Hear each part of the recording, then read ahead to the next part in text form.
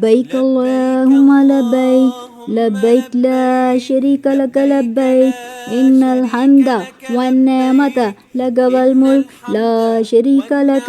میں حاضر ہوں میرے اللہ، میں حاضر ہوں، آپ کا کوئی شریک نہیں، میں حاضر ہوں. بے شک ہر تعریف، ہر نعمت آپ کی طرف سے ہے، ساری سلطنت آپ کی، آپ کا کوئی شریک نہیں. Here I am, O Allah, here I am, here I am. There is no partner with you. Here I am. Verily all praise, all blessings from you. Here I am. All the sovereignty is for you and you have no partner. Here I am. حج کی ابتدا 8 ذی الحج سے ہوگی. نماز فجر کے بعد غسل کریں یا وضو کریں. غسل کرنا افضل ہے. احرام باندھ لیں اور اشراق کے بعد 2 رکعت نماز ادا کریں.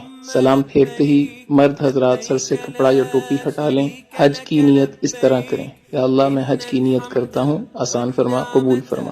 مرد اونچی آواز سے اور خواتین آہستہ آواز سے تلبیہ پڑھیں.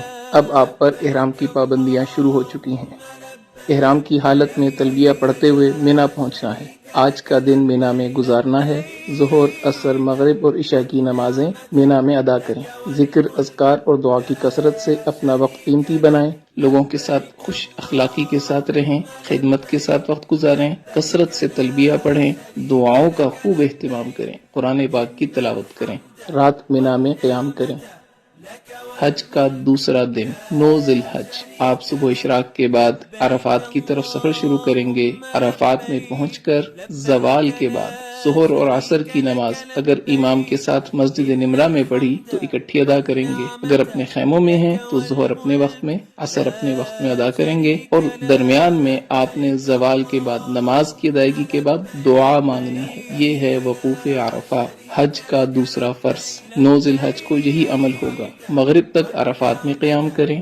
مغرب کے بعد، مغرب سے پہلے نہیں آنا، مغرب کے بعد آپ مزدلفہ کی طرف آ جائیں گے. مزدلفہ میں عشاء کے وقت مغرب اور عشاء کی نماز ایک اذان اور ایک اقامت کے ساتھ ادا کرنی ہے. اس کے بعد آپ 70 کنکریاں اکٹھی کر کے اپنے پاس رکھیں. اب آپ نے رات وہاں قیام کرنا ہے. 10 ذی الحج، حج کا تیسرا دن، اور آپ اس وقت مزدلفہ کے میدان میں ہیں. فجر کی نماز ادا کرنے کے بعد وقوف مزدلفہ یعنی مزدلفہ کے میدان میں کھڑے ہو کے دعا مانگنا یہ حج کا پہلا واجب ہے. اس کے بعد آپ جب سورج تھوڑا طلوع ہو جائے تو رمی کے لیے منا کی طرف چلیں گے. یاد رکھ لیں 10 ذی الحج آج آپ نے 5 واجب پورے کرنے ہیں، ایک فرض کی آخری ادائیگی کرنی ہے. پہلا واجب وقوف مزدلفہ ادا ہو گیا. دوسرے واجب کی طرف آپ جا رہے ہیں، شیطان کو پتھر مارنے. مینا میں آج صرف بڑے جمرہ کو 7 کنکریاں مارنی ہیں. اس کے بعد آپ قربانی کا جانور ذبح کریں. یہ تیسرا واجب پورا ہو گیا. اس کے بعد آپ اپنے سر کے بال منڈوا لیں. یہ چوتھا واجب پورا ہو گیا. اب آپ احرام کھول سکتے ہیں اور عام لباس پہن سکتے ہیں. اس کے بعد آپ طواف زیارت کے لیے مکہ مکرمہ بیت اللہ کی طرف سفر شروع کریں. بیت اللہ پہنچ کر طواف کریں. یہ آپ کا طواف زیارت ہے. حج کا تیسرا فرض، حج کے تینوں فرض مکمل ہو گئے. اس کے بعد آپ نے سعی کرنی ہے. سعی حج کا 5واں واجب، یہ بھی پورا ہو گیا. اب آپ واپس رات کو مینا میں آ جائیں، مکہ مکرمہ میں قیام نہ کریں.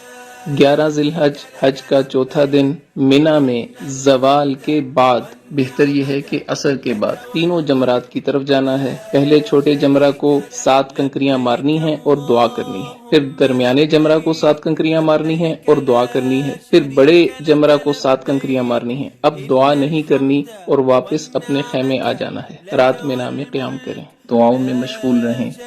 حج کا 5واں دن 12 ذی الحج، مینا میں زوال کے بعد تینوں جمرات کی طرف جانا ہے. پہلے چھوٹے جمرہ کو 7 کنکریاں مارنی ہیں اور دعا کرنی ہے. پھر درمیانے جمرہ کو 7 کنکریاں مارنی ہیں اور دعا کرنی ہے. پھر بڑے جمرہ کو 7 کنکریاں مارنی ہیں اور دعا نہیں کرنی. اب آپ کے پاس اختیار ہے. اگر آپ رات مینا میں قیام کرنا چاہیں تو 13 کی رمی آپ کے ذمہ ہوگی. اگر آپ رات قیام نہیں کرتے، آپ واپس مکہ مکرمہ اپنی بلڈنگ میں آ سکتے ہیں. بہتر یہ ہے کہ اپنے خیمے میں آئیں اور 13 ذی الحج کی رمی زوال کے بعد تینوں جمرات کو پتھر مارنے کے بعد مکہ مکرمہ واپس آ جائیں. اب صرف ایک واجب رہ گیا، طواف وداع. وداع یعنی رخصت ہونے والا طواف. یہ حج کا 6واں واجب ہے. آپ کے سارے مناسک پورے ہو گئے. 3 فرض آپ نے پورے کیے، 6 واجب آپ نے پورے کیے. آپ کا حج مکمل ہو گیا.